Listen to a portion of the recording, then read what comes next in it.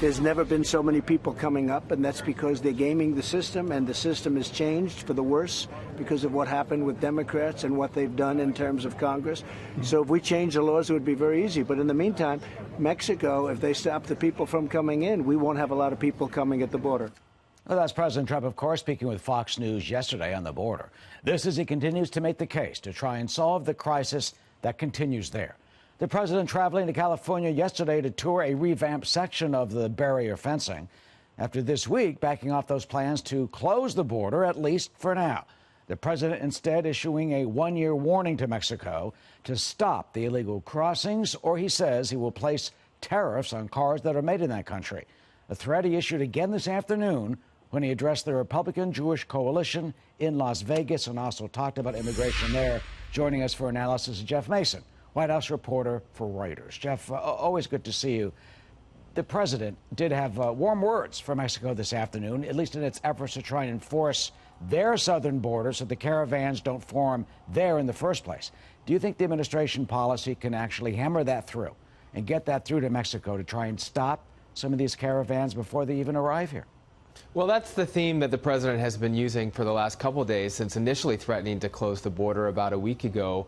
He did say in the last few days, and as you say, he repeated it again today, that Mexico has been doing a good job in dealing with some of those migrants coming at its own southern border. But he has also repeated his threat that if that does not continue or if that were to stop, that he would do one of two things. And the newest thing that he said at the end of this week was that he would put tariffs on cars coming out of Mexico, and the other threat is just a restatement of what he said, which would be to close the border. Now, there was a lot of opposition to that idea from people within his own party after he made that threat, and that's one reason that he backed off, although he says he did not back off. But that was certainly one of the aspects that people were looking at last week after making that initial threat. Yeah, during his speech this afternoon, he pointed out to the numbers. I mean, 100,000 or so illegals who will be arresting every month, more than 1 million expected this year. I mean, 1 million. In fact, just a few days ago, a caravan of 2,000 showed up at the border at Eagle Pass, Texas, in 49 buses. So this is just continuing. I mean, the president is speaking out about it. Do you see any movement on Capitol Hill to try and actually concretely address this further?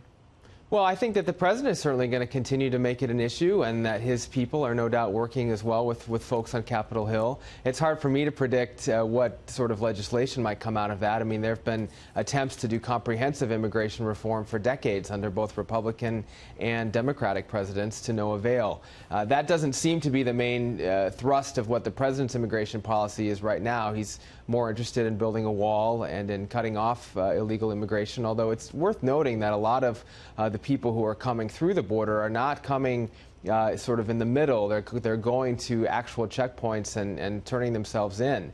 But that is leading to the system being overwhelmed, and the president used the words the other day during his trip to California that we're full, and I think he's hoping that message will stem the number of people coming through, whether it's the legal checkpoints or not. Well, I mean, it is legal, of course, to claim asylum, and that's part of the argument. And he reiterated what you just said, that we are full, during a speech this afternoon. Let's listen to what he said.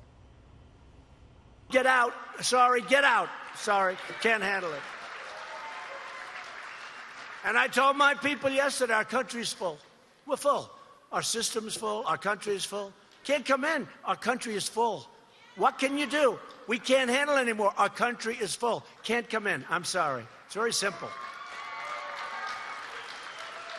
Never before has a major political party been more outside the American mainstream than the Democrats of today.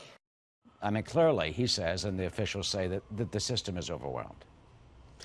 The country is not full, but the system is struggling. And even in the president, I think, and others have cited the fact that President Obama's Homeland Security cabinet secretary, Jay Johnson, has also recognized that there is a crisis at the border. So there is bipartisan recognition of the fact that the numbers coming in is overwhelming the system. But there is not bipartisan agreement on how to deal with that, and that leads to some implications for the 2020 election. You're seeing presidential candidates address that. There's a very, very big chasm politically between Democrats and Republicans about the message they want to send to Americans, to immigrants, to the rest of the world about what this country is and how we deal with immigration. And finally, Jeff, one issue of asylum, of people legally seeking asylum, which are allowed to, and of course, when you're fleeing political persecution and crime and this sort of thing, some of the conditions they are facing. The president ridiculed that process, saying basically lawyers tell them, have them read a card to tell our Border Patrol officers what to say in order to get into the country under the asylum claim. Let's listen to what the president said about that. Some of the roughest people you've ever seen. People that look like they should be fighting for the UFC. They read a little page given by lawyers that are all over the place. You know, lawyers. They tell them what to say. You look at this guy, you say, wow, that's a tough cookie. I am very fearful for my life. I am very worried that I will be accosted. If I was sent back home, no, he'll do the accosting. Do you see any modifications in the law as it now stands? Well, I think, number one, the president just doesn't have any patience right now for people coming into the country when he sees the fact that the system is overwhelmed. That said, I mean, I know that there were people laughing at what he said in that room, but it is not a laughing matter for a lot of people who are applying for asylum, who really are facing hardship in the countries from which they're coming. But it creates a real dilemma right now for the United States in terms of what the system can handle. I think politically speaking, and we touched on this a little bit before, it suggests that the president is going to continue hammering on this issue as he goes into the 2020 election, and Democrats no doubt will be hammering back. Jeff Mason, White House correspondent for Reuters, former president of the White House Correspondents Association, who presided over that annual dinner. Jeff, thank you. Always good to see you. Thank you. Of course.